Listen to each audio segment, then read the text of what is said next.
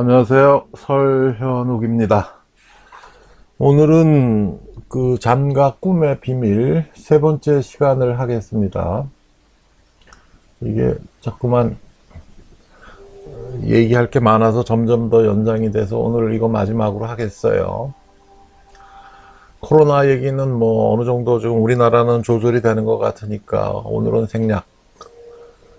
그 다음에 한자에 대해서 말씀드렸고, 프랙탈에 대해서 이제 말씀을 드렸었고, 그 다음에 잠이란 무엇인가, 그래서 REM, 슬립에 대해서 이제 말씀을 드렸고, 수면 사이클에 대해서 말씀을 드렸고, 뇌파에 대해서 이것저것 얘기를 했었고, 신경과 정신과의 차이, 석사 박사가 요새는 왜 이렇게 훼손이 되어 있느냐, 그 다음에 CT와 MRI의 차이점, 그 다음에 이제 뇌파에 대해서 이제 말씀을 드렸고, 브레인 매핑, 그 다음에 fMRI, 스펙트, PET에 대해서 얘기를 했죠. 그 다음에 뭐 이것저것 얘기를 많이 했네. 뇌경색 같은 경우에 이제 2시간, 이틀, 2주, 2달 이런 게 굉장히 중요하다고 얘기를 했었고, 그 다음에 이제 그 우리 몸에 이제 회복 능력이 있어가지고 저절로 좋아지는 거를 갖다가 이제 기타 의학에서 이제 이거를 엉뚱한 얘기를 하는 측면이 있다는 얘기를 했었었고, 그 다음에 유발전이 검사가 이제 뇌간의 여러 병변을 이제 알 수 있는 하나의 이제 중요한 실험 도구 브레인 매핑이라는 게 이 정도로 이제 발달을 했다는 얘기를 하는 거고, 그 다음에 이제 여러분들한테 중요한 거는 이제 불면증이니까, 불면증이 이제 상당히 많은 환자 포션을 차지하는데, 그러니까 잠들기 힘들다 하는 거는 불안 때문에 그런 거고, 일찍 깨는 거는 이제 우울증 때문에 이제 그렇다는 얘기를 했었고, 나이트 테러, 애들 그 초등학교 다니는 애들이 밤에 자다가 소리 지르면서 깨어나는 거, 이런 거. 그 다음에 이제 나이트 메어는 여기에 대해서 이제 이거는 물론 꿈을 꾸니까 REM 슬립에서 이제 일어나는 거고, 그 다음에 몽유병이 의외로 많다는 거, 그 다음에 자다가 이제 잠꼬대 하는 사람, 그 다음에 이 가는 사람, 야뇨증, 그래서 이거 전부 치료하는 거가 골치 아프게 램 슬립인 경우에는 이제 항우울제인 이미프라민 한 알이나 한 알 반을 주면 된다 그랬고, 그 다음에 난 램 슬립인 경우에는 뭐 야뇨증이나 이갈이나 장꼬대나 몽유병 이런 거는 항불안제, 예를 들어서 바리움 같은 경우는 DDP 같은 경우에는 한 5mm 정도는 줘야 2mm가 아니라, 이건 뭐 그 사람 몸무게에 따라서 이제 조절을 해서 주는 거고, 요거랑 요거 같이 섞어주면 굉장히 효과적이라고 이제 말씀을 드렸었죠. 항불안제, 항우울제에 대해서 뭔 얘기를 이렇게 많이 했노? 많이 했네. 또 있네. 이거를 제가 이제 정상이 여기 있고, 그 위에 있는 뉴로시스는 이제 불안하고 이제 우울이라는 게 이제 그 다음 레벨이고, 레벨 3는 이제 강박신경증 쪽, obsessive compulsion이나 여러 가지 이제 행동장애, behavioral problem. 그 다음에 제일 위가 이제 정신병적인 상태라고, 제가 다른 의사들은 이런 얘기 잘 안 하죠. 뭐 제 나름대로의 이론인데, 그래서 이제 위에 약이 제일 이제 항정신병 약물이 제일 강력하고, 강박신경증이나 이제 여러 이제 행동 장애를 조절하는 약은 그 다음으로 강력하는 건데, 여기에 이제 소디움 발프레이트라는 얘기를 했죠. 이거는 위에도 영향을 미쳐요. 정동장애 치료하는 약에, 조울증 치료하는 약을 예전에 리튬을 많이 줬었는데, 리튬 한 900ml에서 한 1500ml 정도를 줬는데, 저는 이거 한 30년 전부터 거의 안 써요. 이게 나중에 굉장한 문제를 야기해요. 콩팥도 굉장히 나빠지고, 하여간, 혈중 농도를 잘 맞춰야 되고, 그래서 이제 이 약을 이제 주로 쓴 거고, 여기 이제 불안하고 우울이 이제 항불안제하고 항우울제가 돼요. 그래서 이제 이 항불안제를 예를 들어서 가장 대표적인 게 이제 여러분들 제일 많이 하는 발륨이죠. DDP, 다이아제팜이라고 그러는데, 이게 이제 효과가, 첫째로 이제 항불안 효과가 있죠, 당연히.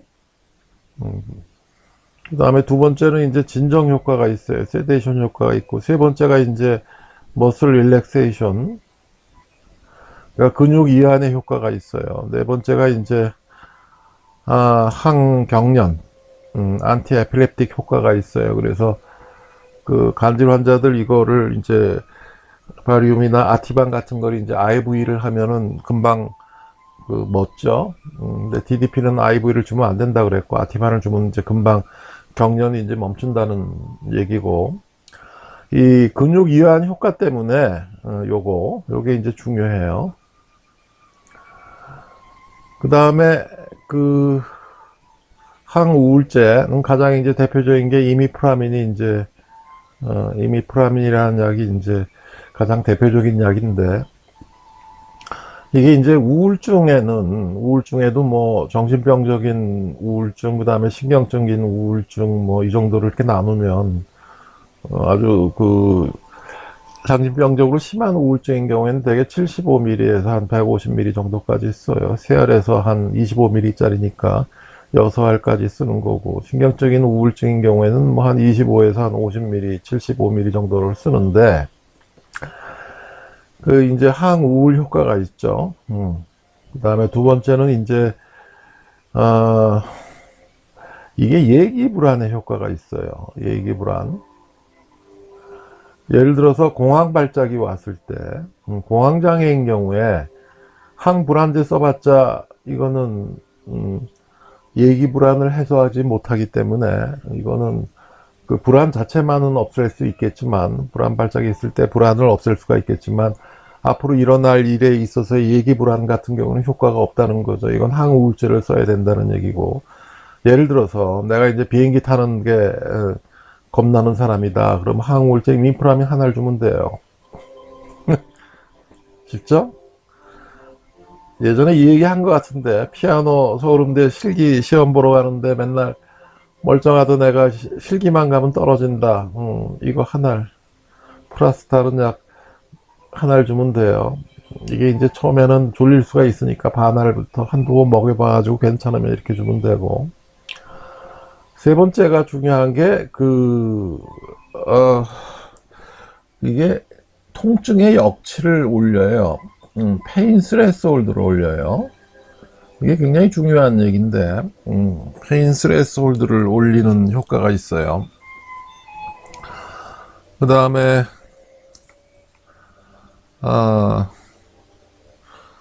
네 번째는 이것도 이제 세데이션 효과가 이제 약마다 이제 항우울제가 이제 종류가 굉장히 여러 가지인데, 세데이션 효과가 얼마나 되느냐, 아미트리프틸린이나 이런 거, 독세핀 이런 거는 수면 효과가 굉장히 좀 강한 약이고, 이미프라민보다 더 졸리지 않은 게 노트리프틸린 이런 식으로 나가는 거고, 프로작 같은 거는 이제 오히려 수면에 이제 문제가 있어서 차라리 아침에 주는 게 낫다 그러는 거고, 그 다음에 SSRI 계통이 굉장히 많죠. 그러고 보면 약 중에서 이제 제일 중요한 약이 사실은 이거예요. 이 항우울제를 어떻게 쓰느냐에 따라서, 예를 들어서 내과에 이제 수많은 외래 환자가 예를 들어서 위장에 탈이 났다. 이게 뭐 위궤양이 아닌가 해가지고 뭐 내시경 하는 건 좋은데, 의사들은 그 예전에 내시경 하라 그러면 다 도망가요. 그래서 방송과 가서 조영제 먹고, 가만히 안 아픈 거를 이제 하고 그랬는데, 그게 내시경이 더 정확한데, 방송과도 이게 조영제 먹고 이 엑스레이 검사하는 게 잘하는 사람이 하면은 뭐 거의 비슷하니까. 근데 이제 여기 소위 얘기하는 사이코소마틱 메디신이라고 있죠. 그 뭐 위장장애 뭐 이런 거. 이제 내가 그 외래 환자의 거의 90% 이상이 이제 사이코소마틱, 그 신체 장애라 그러는데, 스트레스 장애라고 그러죠. 보통 여러분들. 이거 하는데, 이게 내과 의사들은 흔히 이거 항불안제 바리움 2ml 정도밖에 못 줘요. 이거 너무 약해요. 그리고 약이 항불안 효과만 있는 게 아니라 쓸데없는 효과가 많죠. 머슬 릴렉세이션도 되고, 세데이션도 되고. 잘 모른다고. 이걸 안 가르쳐 주니까 모르는 거고. 항우울제는 쓸 생각도 안 해. 몰라. 그 다음에 SSRI 같은 거는 신경정신과 전문의가 아니면은 이거 오래 못 쓰게 돼 있죠. 기본적으로 못 쓰게 지금 제어 장치가 들어가 있는데, 그것도 좀 잘못된 것 같고. 제가 왜 이 얘기를 하냐면, 여기에 이제 아스피린 있어요. 통증약인데, 아스피린이 통증약이죠. 그래서 류마티스 관절염 같은 경우에는 대개 2000ml에서 이제 한 3000ml, 4000ml까지 주는데, 아스피린 한 알이 이제 500ml짜리였죠. 그 다음에 여러분들 나이 들어가지고 이제 심혈관 문제가 있으면 아스피린 100ml짜리 이제 코팅된 거 한 알씩 먹으라고 하는데, 이 얘기, 예를 들어서 심장에 약간 문제가 있을 때 아스피린 100ml를 먹는 게,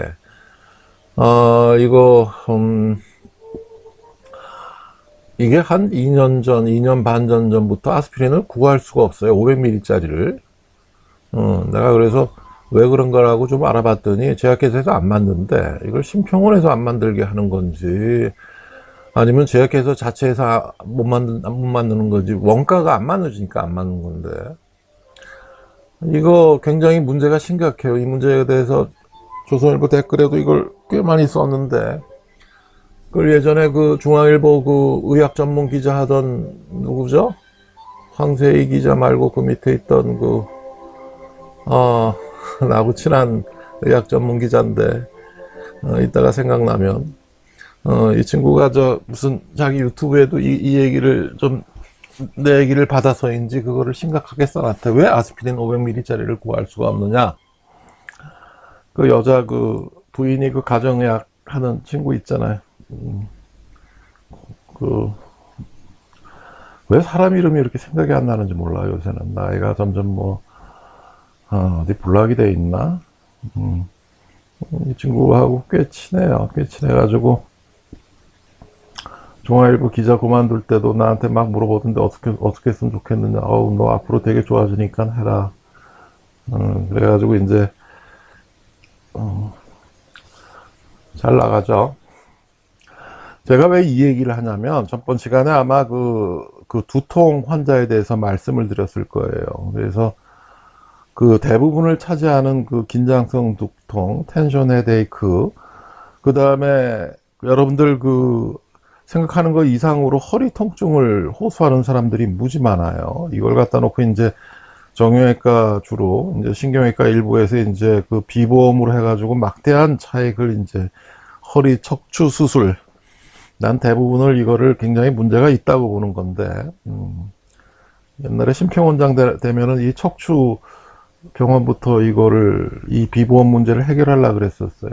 정말 이게 너무 심각해. 그래서 하여간 예를 들어서 그래요. 그게 무슨 CT나 MRI를 찍어가지고 정상적인 사람도 허리 디스크, HMF나 HIVD 허리 디스크 소견이 20-30% 이상은 나온다고. 근데 이거를 항불안제, 그 다음에 항우울제, 그 다음에 아스피린 375ml를 세 가지를 섞어서 이걸 제가 특허를 신청을 했었어요. 이것도. 그래서 제 얘기가 뭐냐면, 항불안제 중에서도 이제 특별한 항불안제가 있어요. 여기 보면은 머슬 릴렉세이션이라고 근육 이완 효과 있는 거 있죠? 이거하고 이제 이거를 이제 중점으로 이제 생각을 한 거고, 항울 효과에서는 여기 그 통증의 역치를 올린다는 거죠. 페인 스트레스 홀드를 올리는 효과가 있고, 아스피린도 그래요. 이게 예를 들어서 통증을 실질적으로 하는 거는 2000에서 3000ml를 주는데, 제가 특허를 신청할 때는 이게 375ml 밖에 안 줘요. 그러니까 그 아스피린 500ml의 4분의 3 말이죠. 하루에 요거밖에 안 줘요. 이것도 페인 스트레스 홀드를 올리는 효과가 있어요. 그래서 어떻게 구성이 정확하게 되느냐는 그건 비밀이에요. 이건 특허를 신청했던 약이기 때문에. 그래서 조루약 그거 특허를 신청했고 3개 특허를 받았고, 그 다음에 이거 하면서 이걸 같이 하려고 그랬는데 지금은 보류 상태예요. 이쪽 환자가 무진장 많아요. 그죠? 그리고 이게 어느 정도 효과가 있냐면, 예를 들어서 이거를 50백이라 그러면은 모르핀이 한 90% 정도의 효과가 있다 그러고, 아스피린이 한 20, 30%의 효과가 있다 그러면, 이거는 모르핀도 아니고 마약도 아닌데 60, 70% 효과가 있을 정도로 엄청나게 효과가 좋은 약이에요. 내가 은퇴하기 전에 이거를 어느 정도 어떻게 해놓고 가야 되는데, 그러면은 뭐 명리학 기문 둔갑적으로 상당히 이거 하늘나라에서 칭찬을 할 것 같은데, 사회에 대한 공헌이 되겠죠. 그래서 하여간 항우울제가 이게 굉장히 중요한 약이에요. 약 중에서는. 근데 이제 이거를 잘 쓰는 의사가, 신경정신과 의사 말고는 거의 못 써요. 거의 못 써요. 참 웃기는 얘기인데. 그거 우울증이라는 게 여러분들 얼마나 많은 줄 알아요? 이게 자기가 정신병적인 우울증에 걸릴 가능성이 평생 살면서 3분의 33%가 넘어요.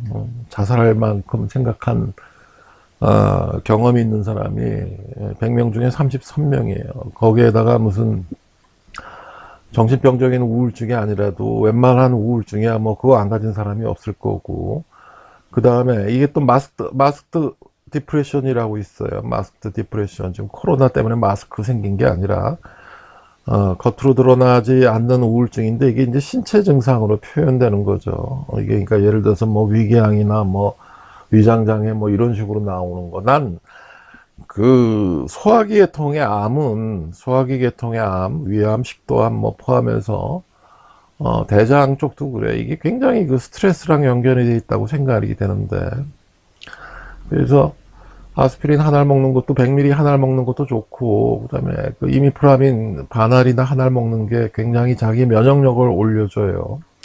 항우울제가 면역력을 올려주고 항암 효과가 있다는 게 2012년경부터 논문이 나오더라고. 세계적으로. 난 그 전부터 알고 있었는데 뭐 그렇다는 얘기예요. 그 다음에 오늘 메인 게임 역설수면과 성역. 역설수면이 제가 램 슬립이라 그랬죠. Rapid Eye Movement Sleep. 이거 한국말로 쓰면 램이죠. 근데 네이버 보니까 이걸 램이라고 써있는 신경정신과 전문의가 있다. 이건 무식한 거예요. 제가 한마디만 하면 의사들은 특히 다른 과도 좀 그렇지만 이 신경정신과 쪽은 정말 굉장히 차이가 나요. 어느 대학에서 트레이닝을 받았냐 한 거 가지고, 그 다음에 어느 대학에서 트레이닝을 받은 것보다도 또 자기 신경정신과 안에서 전공이 뭐냐 가지고 엄청난 차이가 나는 과죠. 욕을 하려다가 만 거예요. 그래서 이제 램슬립 중에서 이제 거의 95%에서 이제 피날 이렉션이 된다는 거죠. 나이 들어서도 그렇고, 그 다음에 성충동을 느끼지 않았는데도 이제 음경이 발견됐다는 거고, 생후 3살 난 갓난아기도 이제 수면증 발기 현상이 있다는 거고, 그 다음에 그럼 여자도 음액이 발기가 되느냐? 똑같다는 거예요. 그걸 어떻게 하느냐? 음, 그 저기 뭐야 그 선천성 아드레날 글랜드에 이제 비대증이 있어서 음액이 이제 보통 사람보다 콩알만한 게 아니라 훨씬 큰 여성 동물들을 가지고 이제 실험을 해봤더니 남자와 동일하더라는 얘기예요. 그 다음에 여성 질벽의 혈류량 측정한 연구자에서도 남자하고 동일한 결과가 일어났다 그랬는데 나중에 기회 있으면은 그 소위 얘기해서 섹슈얼 리스폰스 이게 스테이지 1, 2, 3, 4가 있는데 1, 2, 3, 4 그러니까 이제 흥분기가 되고 고조기가 되고 오르가즘기 해소기가 되는데 이건 마스텐 존슨 식이에요. 그 카플란식은 이제 성욕기 오르가즘기 해소기가 되죠. 요 플래토 페이지라는 건 뭐냐면 이제 흥분이 돼가지고 이제 좀 어느 정도 지속을 하다가 쭉 와서 이제 사정을 하는 거고 그다음에 급격히 해소가 되는 거 이걸 이제 플래토 페이지라고 그러는데 제가 그 성의학에 대한 그 예전에 이제 동아일보에 글을 쓰고 한 1년 있으니까는 신경정신과 학회에서 이걸 전부 그 한국말로 다시 제대로 좀 수정을 해달라 그래가지고 공문이 와가지고 쭉 고쳤는데 이걸 개마고원기라고 표시를 해놨더라고 예전에 플래토 페이스를 그걸 무슨 개마고원기하고 무슨 상관이 있어? 어? 문재인 문가가 개마공원에서 놀았노? 하몽 출신 어린 시절에 놀아서 거의 가고 싶다며 부산 출신이 아니라 에, 고족이라고 저는 번역을 했어요. 근데 하여간 이 흥분기에 남자는 이제 음경이 발기가 되죠. 여자는 어떻게 돼요? 음, 여자는 루브리케이션이 되는 거죠. 질벽에서 이제 그 액이 나오는 거죠. 루브리케이션이 되는 걸 이제 흥분기라 그래요. 그랬더니 이제 이걸 포토플래시스모그라피라고 그러는데 포토플래시스모그라피 여성 그 불감증 환자를 볼 때 이게 이제 제일 중요한 도구 중에 두 가지 중에 하나예요. 피메일 아노로가스미 환자를 볼 때 이것도 우리나라에 저만 가지고 있어요. 여러분들 이제 이런 얘기 들으면 웃기지도 않죠? 에? 그 트라이믹스 배합비율도 저만 알고 억제제라고 그 음경의 지속발기증 됐을 때 무슨 약을 쓰느냐도 저만 알고 복합 도플러 검사하는 것도 저만 알고 조루의 약을 어떻게 쓰느냐 이건 세계적인 특허를 얻어가지고 저만 쓸 수밖에 없는 거고 그 다음에 여성 불감증에 그 포토플래스모그라피 가지고 측정하는 것도 저만 알고 기계도 저만 가지고 있고 그 다음에 캑을 엑서사이즈 하는 그것도 이제 제가 개발을 했고 그거는 그 다음에 지루 환자한테 약을 어떻게 쓰느냐 이건 딴 사람한테 안 가르쳐 주는 거고 뭐 이런 식이에요. 통증약도 이거는 뭐 머리 아프거나 그 허리 아프다고 하는 환자들 수술해도 잘 안 낫는 환자들 그 약을 주곤 그러죠. 제가 그 아까 통증약 말씀을 드렸죠. 이게 건방진 얘기가 아닌데 건방 자랑하려고 하는 얘기도 아니고 자랑할 게 뭐 있어 이런 거. 그 다음에 꿈은 왜 꾸나? 계통학적인 관점에서 동물도 꿈을 꾸나? 여러분 어떨 것 같아요? 포유동물로 가야 이제 비로소 꿈다운 꿈을 꾼다는 거고 그 다음에 이제 파충류 이상에서는 있는데 요건 이제 변화가 미미하다는 거고 그 다음에 그 다음에 이제 그 초식 동물이 육식 동물에 비해서 수면 시간이 짧다 그러는 거고 초식 동물이 역설 수면이 적을 수밖에 없지 않느냐 왜냐하면 역설 수면일 때는 깨우기가 힘들다 그랬죠 얘네들은 재수 없으면 잡아먹히는 건데 짧을 수밖에 없지 않냐 뭐 이런 얘기고 그 다음에 생리학적 관점 인도인들 얘기 그 이 배다 이 배다 이거 기원전 한 1500년, 1300년 전에 나왔던 얘기죠. Before Christ. 이게 인도의 브라만교라고 있었죠. 브라만교에 이제, 이게 성경책보다 뭐 몇 배 많은 이제 하나의 성전이라 그러죠. 그래서 이제 여기서 이제 요 베다 중에서 이제 마지막 부분에 해당하는 결론 부분에 하는 걸 이제 우파니샤드라 그러고, 이거는 한 기원전 한 6, 700년 정도에 나왔고, 이게, 이게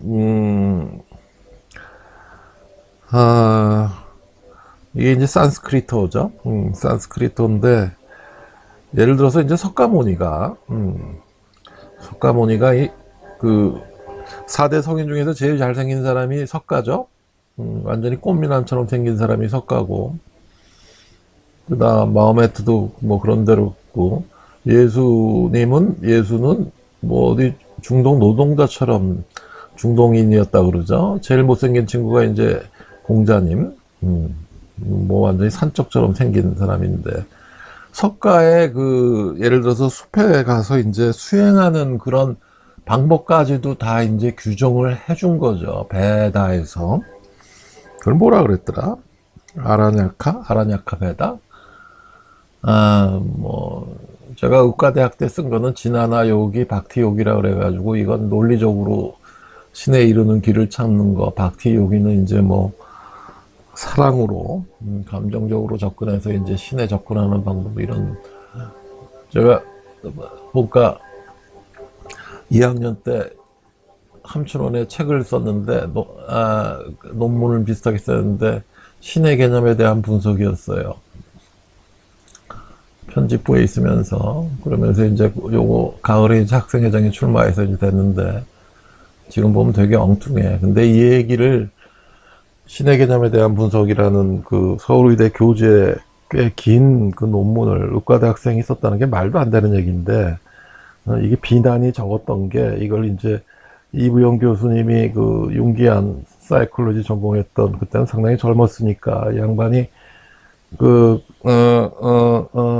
담낭 절제 수술하면서 수술방에서 회복실로 와가지고 그거 틈틈이 이 논문에 대해서 주석을 달아주셨어요. 주석을 달아줘가지고 뭐 다른 교수들이 가만히 있었죠. 뭐라 그래 그거. 자기네들 잘 모르는 건데. 하여간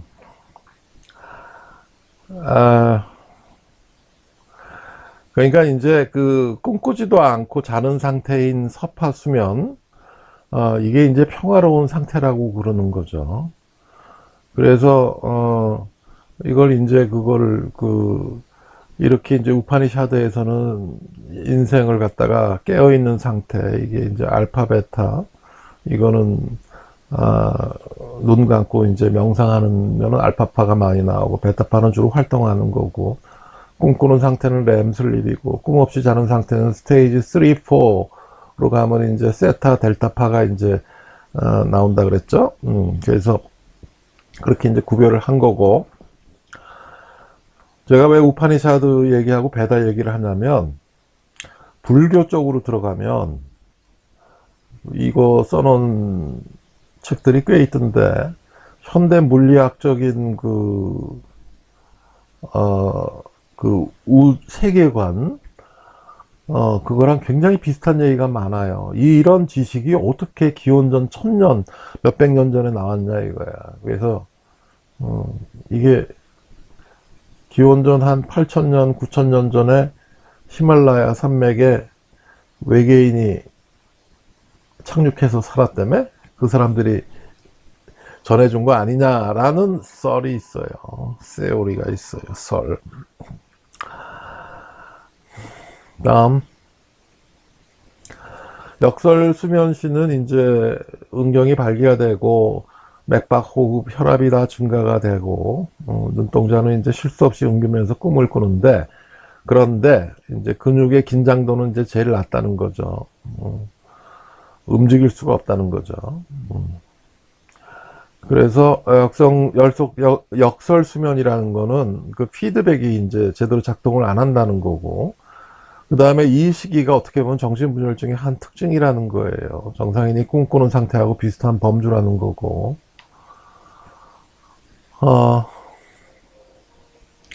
그 다음에 슬립 데프라이베이션, 수면 박탈 실험을 했는데, 잠을 못 자게 하면 이제 착각, 환각, 망상의 이제 정신병진 상태가 일어나는데, 그러면은 이제 그 역설 수면 박탈인 경우에는 정신적인 이제 장애가 더 오더라는 거죠. 서파 수면만 박탈했을 때는 신체적으로 이제 피로감을 느끼는 정도가 더했고, 그래서 이제 불안하고 머리 많이 쓰는 직업을 가진 사람은 꿈이 많이 필요하다는 거죠. 렘슬립이 많이 필요하다는 거예요. 그 다음에 뉴로피지올로지, 뉴로파마콜로지컬 에스펙트에서 보면 이게 54년에 이제 척추에서 아세틸콜린이라는 신경 전달 물질, 뉴로트랜스미터,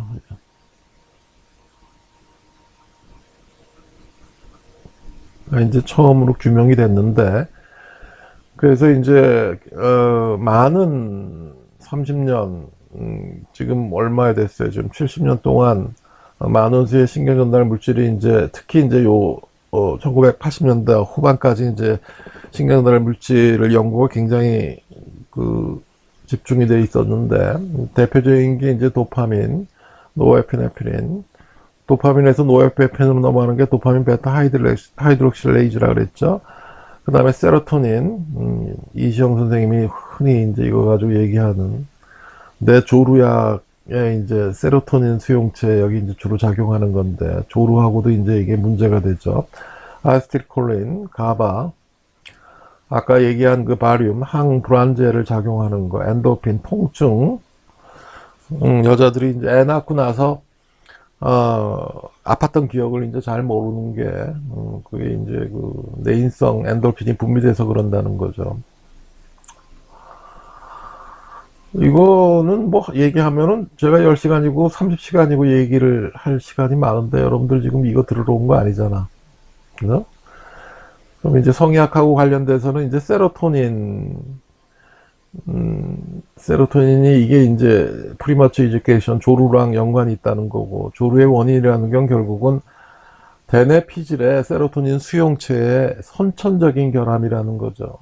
그게 한 2분의 1 정도까지 이제 되게 유전적으로 결정이 돼서 나온다는 그런 얘기를 하는 거고, 그 다음에 이거와 연관이 돼서 이제 얘기를 하면은 트라이믹스를 치료를 해가지고 그 다음에 작용 기전이나, 그 다음에 이제 억제제를 놔서 이제 지속발기증을 죽이는 거, 그 다음에 비아그라를 이제 해가지고 반응하는 걸 다 뉴로트랜스미터로 이제 설명을 할 수가 있는데, 이거는 2개, 3개만 이제 작용을 하는 거예요. 우리가 뻔히 아는데, 소위 얘기해서 발기부전, 젊은 친구들 가지고 제가 동맥성 발기부전이라 그러면서 되게 7가지를 얘기해요. 당뇨, 고혈압, 콜레스테롤, 중성지방, 술, 담배, 이제 해면체를 얘기하면서, 젊은 친구인 경우에는 30~40% 이상에서 해면체 문제인 경우가 많은데, 해면체에 어떤 문제냐? 그럼 현대의학으로서는 아직 잘 모른다 그래요. 왜냐하면 뇌 안에는 50개 이상의 신경 전달 물질이, 뉴로트랜스미터들이 서로 인터랙션을 해요. 인터랙션을 한다고. 그게 10의 15승 그 시냅스를 통해 가지고, 그 뭐가 뭔지 잘 몰라요. 뭐가 뭔지 잘 모르고, 조루의 그 특허를 받으면서 세로토닌 수용체만 해도 제가 그 90년대만 해도 한 2~3개만 알고 있었는데, 서브타입 1, 2, 3, 4. 그거 2010년도 초반기에 이쪽을 다시 들여다보니까 뭐 10개, 12개, 13개 서브타입이 계속 늘어나요. 그 서브타입이라는 게 무슨 한 연대가 있으면 군대식으로 중대가 1, 2, 3, 4, 5, 16개 중대가 있으면 다 비슷비슷한데, 그게 아니라 서로 막 달라. 안타고니스트하고 지멋대로 해요. 뭐가 뭔지 몰라요, 지금 이쪽은. 결국은 뇌의 신비가 이제 마지막으로 최종적으로 신의 영역에 들어가는 건데. 그 다음, 신경전달 물질에 직접 작용하는 물질은 대중적 맥솔롱이 제가 예전에 그 레이던트 때 박사과정 미국에서 박사만 하고 온 가바만 연구한 사람, 뭐 도파민만 10년 이상 연구한 사람, 화학자, 양리학자들하고 이제 커피 타주는 역할을 했다 그랬는데 그때도 깜짝 놀랐어요. 그 맥스롱이 아마 60년대인가 그때 이제 처음 나왔는데 이거 항정신병 약물이에요. 도파민 안타고니스트라고 정신분열증에 쓰이는 약. 근데 이게 그 위벽에 도파민 리셉터가 있어가지고 이게 가스트릭 앰틴 타임을 증가시킨다는 거죠.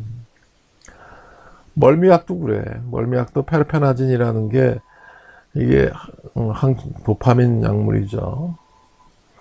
저단 나오게 하는 약도 도파민을 증가시키는 약이에요. 그죠? 이게 도파민도 패스웨이가 1, 2, 3, 4로 돼가지고 다 역할이 달라요. 바리움도 그렇고, 그 다음에 엔도핀이라는 약, 그 다음에 이런 얘기 지금 여러분들 골치 아플 거니까 중요한 얘기만 하는 거예요. 그래서 이제 최종적으로 서파 수면의 기능은 난렘 슬립의 이제 기능은 피지컬 레스토레이션이라고 그랬죠. 육체를 회복하는 역할을 하는 거고, 역설 수면 렘 슬립의 기능은 이거는 이제 세로토닌, 카테콜라민 뭐 이런 걸 합성하는 역할을 한다는 거죠. 정신적인 회복을 위해서 이제 하는 거고, 꿈이라는 건 난 프로이디안 학파였죠. 그것도 미국 가서 뭐 제대로 정신분석 경험이 있는 몇 달이라도 받은 의사로 서열로 따지면 되게 높은데 그게 이제 자기가 정신분석을 실질적으로 받았느냐 이론만 가지고 20, 30년을 공부했느냐 차이가 예를 들어서 충수, 돌기염, 맹장수술을 책만 가지고 30년을 공부했느냐 논문만 가지고 수술을 두세 번 해봤냐 그 정도 차이가 나는 굉장한 차이가 나는 그 상태라고 아마 첫 시간 둘째 시간에 얘기를 한 것 같아요. 내가 왜냐하면 붕괴해서 한 얘기일 거예요. 그 다음에 수면증 발기 현상. 이게 1920년대 이제 비렐름 슈테켈이 이제 이 사람 프로이드 제자죠. 바로 밑에 제자예요. 비렐름 슈테켈 책이 세디즘 마조키즘이라는 1920년대 책도 지금 제가 어디 가지고 있었는데 어디 있노 이거. 근데 그 슈테켈이 이제 수면증 발기 현상이라는 걸 처음으로 이제 발견을 했어요. 그 다음에 이제 이거는 아까 얘기를 했었고, 그러니까 뭐냐면 60년도,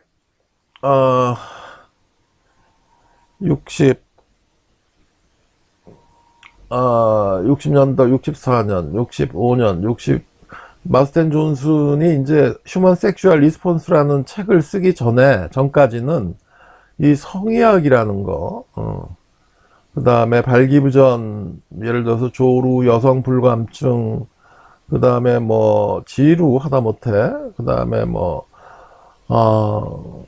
섹스레이스 이런 문제를 주로 이제 정신 분석하는 사람들이 이제 다 페이퍼를 썼었어요. 이쪽 프로이디안이 기본적으로 이제 섹스 문제에 대해서 이제 주로 얘기를 했죠. 여기 또 엉뚱한 제자 한 명이 있는데 비렐름 슈테켈은 이건 이제 정통적인 분이고, 프로이드의 레프트 윙이라고 이제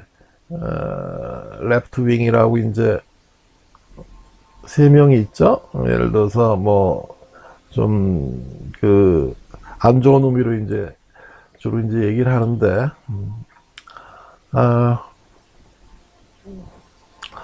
이런 쪽 바로 밑에 제자가 이제 굉장히 중요한 사람인데 나중에 설명을 할게요. 마르쿠제도 여기 한 명 들어가고, 그 다음에 이제 에릭 에릭슨도 이제 여기에 들어가죠. 그 다음에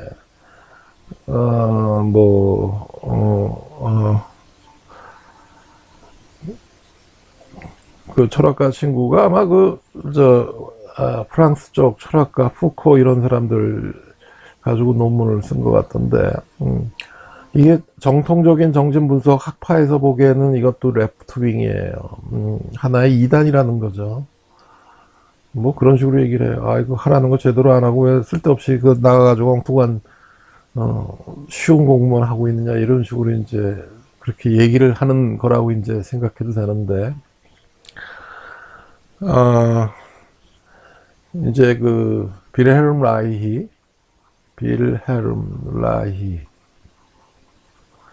이게 되게 유명한 사람이에요. 빌헬름 라이가 1930년경에 오스트리아 빈에서 이제 섹스 클리닉을 이제 개설을 해가지고 온갖, 아, 환자를 다 보고, 이게 캐릭터 아날라이스라 그래가지고 성격 분석이라 그래가지고, 이 책은 예전에 그 60년대, 70년대, 80년대까지 이제 정신과 전공의들의 필독서였어요. 뭐냐면 그 사람의 이제 태도나 앉는 자세 뭐 이런만 가지고 이제 분석을 쭉 해가는 거예요.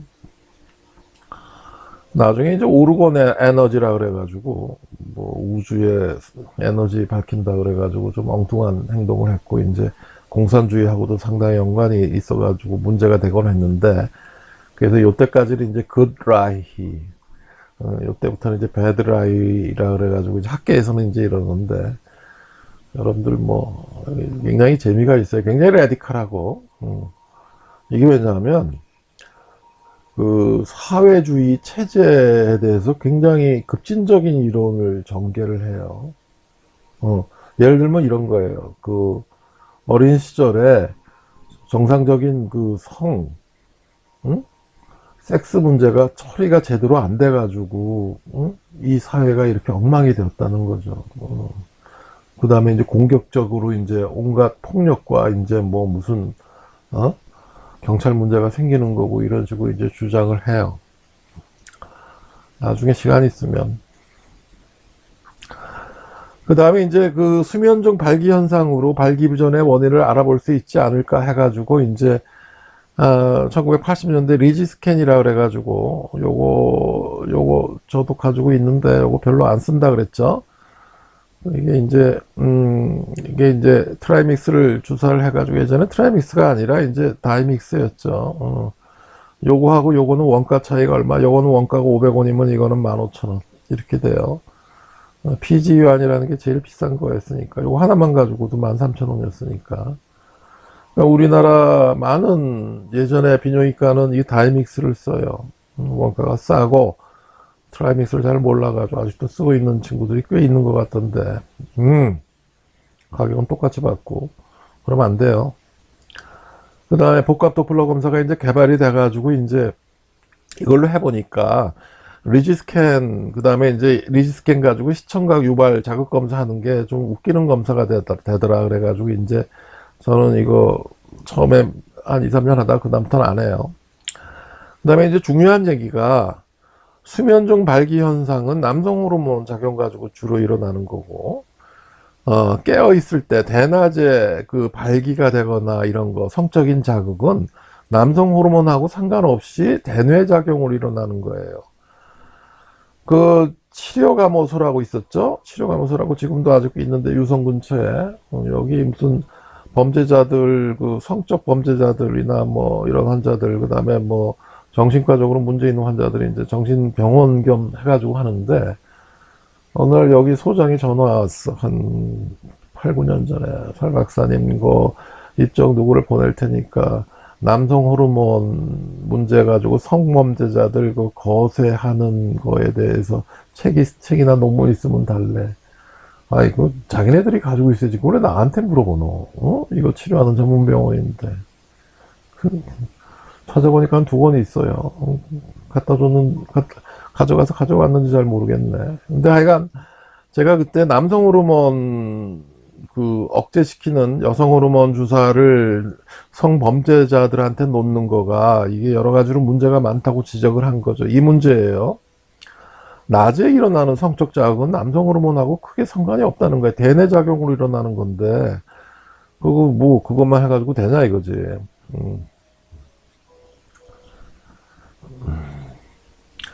그 다음에 요즘은 이제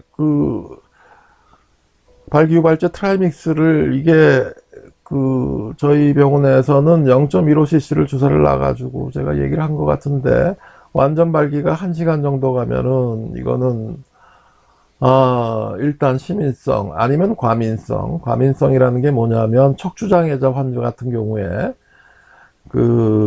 신경 손상이 돼가지고 전혀 걷지도 못하고, 이제, 발기도 전혀 안 되는 환자는, 예를 들어서 0.15cc가 정상,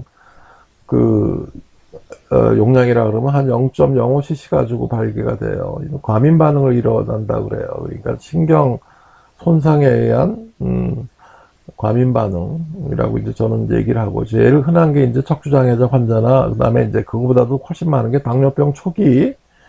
당뇨병 초기는 되게 발병해가지고 5년, 10년, 15년, 20년 돼가지고 당뇨병 환자가 2, 3년 안에 와가지고 왔다 그러면 주사 치료를 하면은 100에서 150% 좋아지니까 주사 용량이 주는데, 처음 스타트가, 보통 환자보다도 훨씬 적다는 거죠. 과민 반응을 보이다가 쭉 유지가 되다가, 한 10년, 15년, 어느 날 갑자기 확 나빠져요. 주사 용량이 한 10배, 20배까지 올라간다고. 인체의 모든 반응은 로가리스믹 스케일이라 그랬죠. 그러다 이렇게 가다가 또 나빠지는 거죠. 되게 10년, 15년 정도 지나면 이제 사람마다 다르지만 이제 망막 출혈이 시작이 되죠. 그리고 이제 몇 년 지나면 이제 콩팥이 이제 망가기 시작해요. 그리고 몇 년 지나면 20년, 25년 지나면 이제 콩팥 문제 때문에 콩팥 내과에 열심히 다녀야 되죠. 그래서 혈액 투석을 해야 되고, 되게 그러면 한 3, 4년 안에 이제 사망하게 되는 거죠. 그래서 이제 이런 당뇨병 초기 환자나, 그 다음에 멀티플 스클레로시스 등등, 이런 경우에 이제 이렇고, 주사만 놔보면 이제 이 환자가 이제 어느 정도 상태인지, 0.15cc 가지고 완전 발기가 안 되면 이제 벌써 시민성 발기부전은 아니죠. 동맥성 발기부전은 아니면 정맥성 발기부전인데, 이걸 가지고 이제 복합 도플러 검사를 해가지고, 이거는 주사 반응이고, 복합 도플러 검사상에서는 최고 속도가 얼마나 되느냐, 빌로시티가 얼마나 되느냐, 정맥 유출 지수가 얼마나 되느냐, 비너스 리키지 지수가 얼마나 되느냐, 그래가지고, 그 다음에 웨이브 형태가 어떻게 되느냐, 이렇게 세 가지 가지고 되게 이제 환자의 발기력을 이제 확인을 하는 거죠. 그 다음에 뇌출혈이나 뇌경색이 왔을 때, CT 없을 때도 뭐 망치 가지고 이제 병력 가지고 이제 90% 정도 어느 정도 이제 진단을 내리고 그랬는데, 이게 이제 CT가 나오면서 이제 진단을 이제 훨씬 더 정교하게 할 수 있었는데, 발기부전 검사도 마찬가지라는 거예요. 그 다음에 이런 복합 도플러 검사, 또 듀플렉스 검사가 이제 90년도 중반에는 여성의 음액에도 이제 발기유발제를 투여해서, 똑같이 이제 남성이랑 이제 똑같이 이제 해가지고, 코이탈 아노로가스미아, 여성 불감증 환자들한테 이제 특히 한 40대, 50대 해가지고 이제 여러 가지로 이제 신체적으로 문제가 있는 환자들, 이게 이제 가장 중요한 여성 불감증의 치료 지표가 돼요. 제가 하는 얘기예요. 여성 불감증 환자한테 뭐 도플러 검사 할 줄 아는 의사가 어디 있겠어요. 제가 하는 얘기예요. 미국에서 이제 카플란 돌아가시고 나서 이제 거의 없고 그러니까. 이거는 무슨 얘기냐면, 잠깐만 요거 2, 3분만 제가 설명을 해 드릴게. 오븐에 얼음 조각을 넣고 스위치를 ON 하면, 고체가 이제 액체가 되고 기체가 되죠. 수백 도로 올리면 수소와 산소가 분리가 돼요. 3000K면 플라즈마 상태가 돼요. 네 번째 상태라고 그러는데, 고체, 액체, 기체에 의해서 10의 8승 K, 그럼 원자핵이 분해가 돼요. 10의 12승 K, 쿼크 단위로 분해가 돼요.